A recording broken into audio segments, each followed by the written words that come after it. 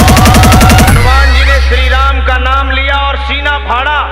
बोले ले दे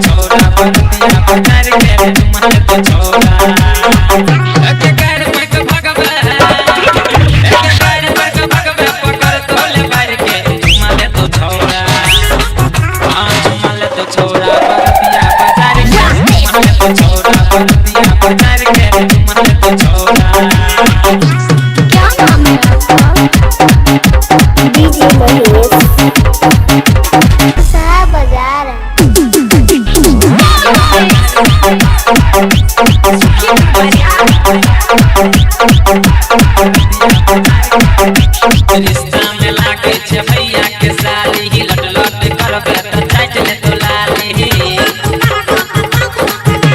रिश्ता में लागे छे भैया के साली ही लट लट करबे त चाट ले तो लाली जवानी के गरमी ते तो सब धर के चुमा ले तो छौड़ा हां चुमा ले तो छौड़ा बरतिया बाजार के छौड़ा बरतिया बाजार के चुमा ले तो छौड़ा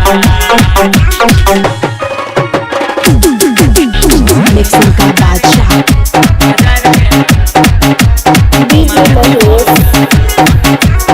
सारा बाजार संतोषी लाली छे संग कल ज्ञान पिया कब के छोड़ा दे तो मम कले संतोषी लाली छे संग कल डीजे महेश छोड़ा दे तो मम कले मादा संगीत तो कपड़ा उतार के चुमाले तो छौड़ा हां चुमाले तो छौड़ा बरतिया बाजार के चुमाले तो छौड़ा बरतिया बाजार के चुमाले तो छौड़ा